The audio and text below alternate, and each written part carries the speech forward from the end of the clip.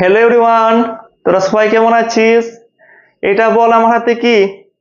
এটা কি? বল দেখি। এটা বই, তাই তো? এটা কি? একটি বই।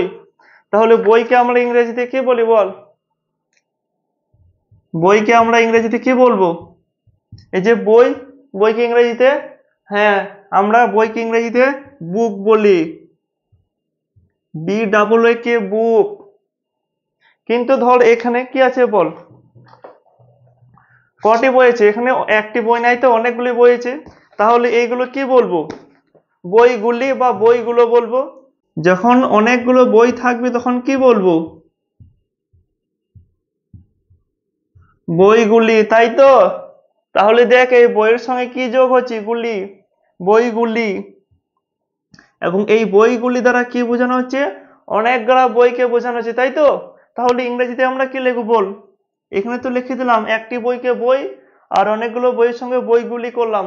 তাহলে ইংরেজিতে কি করব? ইংরেজিতেও অনেকগুলোকে বোঝাবো, বোঝানোর জন্য কি করব?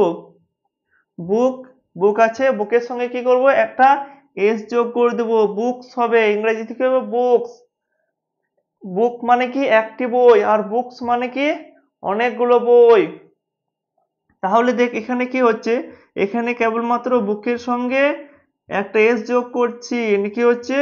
এই যে বুকস হচ্ছে, এবং এখানে কি একটা বই বোঝাচ্ছে না, অনেকগুলো বই বোঝাচ্ছে, তাই তো? আরো আমরা অনেক কিছু এইভাবে কেবলমাত্র এই যে গুলির সঙ্গে, তাহলে দেখ গুলির সঙ্গে কিসের সম্পর্ক রয়েছে? গুলি বা এইগুলো,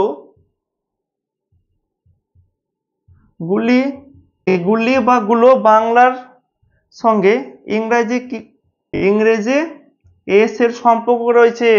যখন বইয়ের সঙ্গে এই গুলি বা গুলো যোগ করছি তখন কি বোঝাচ্ছে? অনেকগুলো বই বোঝাচ্ছে। তেমনি ভাবে একইভাবে বুকের সঙ্গে যখন এস যোগ করছি কি হচ্ছে? অনেকগুলো বুক বোঝাচ্ছে। যেমন ধর আরো আছে, ধর এইদিকে দেখ, যেমন ধর কলম, কলম কটি কলম? ধর একটি কলম আছে, কলম একটি কলম, তখন কি বোঝাচ্ছে? পেন। আবার যদি বলি কলম,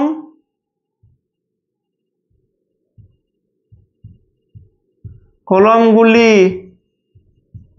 কি বোঝাচ্ছে? অনেকগুলো পেন বোঝা, অনেকগুলো কলম বোঝাচ্ছে, তাই তো? কলমগুলি যখন বলছে তখন অনেকগুলো কলম বোঝাচ্ছে, তখন কি করব? পেনের সঙ্গে কি করব? একটা কেবলমাত্র এস যোগ করব, পেন্স। তখন কি হবে? অনেকগুলো কলমকে বোঝাবে। তাহলে এরকম ধরো আমরা অনেক শব্দ আছে যেগুলো অনেকগুলো করতে পারি। যেমন ধর এখানে আছে, যেমন ধর আছে পেন, একটি পেনকে বোঝাচ্ছে। যেমন বুক, কটি? একটি বুককে বোঝাচ্ছে। যেমন বল। আর এর সঙ্গে যদি অনেকগুলো, যখন অনেকগুলো পেন বলবো তখন কি হবে? পেন্স।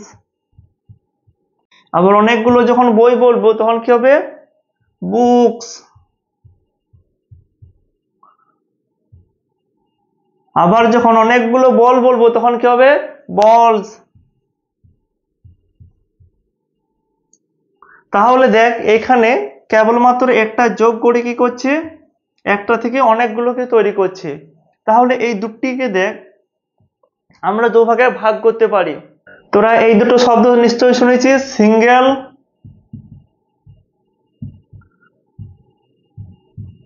আর ডাবল। এই দুটো শব্দ শুনেছিস তো? সিঙ্গেল মানে কি? মানে একজন, কি যেখানে একজনই হয়, কোনো কাজ যেটা একজনের দ্বারা হবে বা একজনই, যেখানে একজনই থাকবে। আর ডাবল মানে কি? যেখানে দুজন থাকবে। তো এখানে তোরা মনে রাখবি এই সিঙ্গেল ডাবলের সঙ্গে আর একটা জিনিস মনে রাখবি, একটা হচ্ছে কি? সিঙ্গুলার, আর একটা প্লুরাল। এই যে সিঙ্গুলার, সিঙ্গুলার মানে কি? সিঙ্গুলার মানে একটা জিনিসকে বোঝানো হয়। যেমন ধর এখানে বলছে পেন, মানে কলম, কি একটা কলমকে বোঝানো হচ্ছে, সেজন্য কি? সিঙ্গুলার। কিন্তু যখন অনেকগুলোকে বোঝাবে তখন কি হবে? সেটা প্লুরাল হয়ে যাবে। যেমন ধর পেন্স, পেন্স মানে কি? অনেকগুলো কলম। আবার দেখ বুক, বুক কি? সিঙ্গুলার। আবার এখানে বুকস, অনেকগুলো বইকে বোঝাচ্ছে, সেজন্য কি? এটা প্লুরাল। আবার বল, এখানে একটা বলকে বোঝাচ্ছে সেজন্য বল। আবার এখানে অনেকগুলো বলকে বোঝাচ্ছে সেজন্য বলস। আর যেখানে একজনকে বোঝাবে সেটা হচ্ছে কি? সিঙ্গুলার। আর যেখানে একজনের চেয়ে বেশি, যেমন দুজন হতে পারে এবং তার চাইতে আরো যত বেশি হতে পারে, সমস্তগুলোকে কি বলে? প্লুরাল বলে। এবং প্লুরাল সঙ্গে আমরা কি যে যোগ করব, একটা কেবলমাত্র যে সিঙ্গুলার শব্দ থাকবে তার সঙ্গে কি করব, একটা এস যোগ করে প্লুরাল করে দেব। যেমন বাংলাতে কি করছি, বইয়ের সঙ্গে বইগুলি, সেভাবে বুকস, বুকের সঙ্গে বুকস, কেবলমাত্র একটা এস যোগ করে দেব।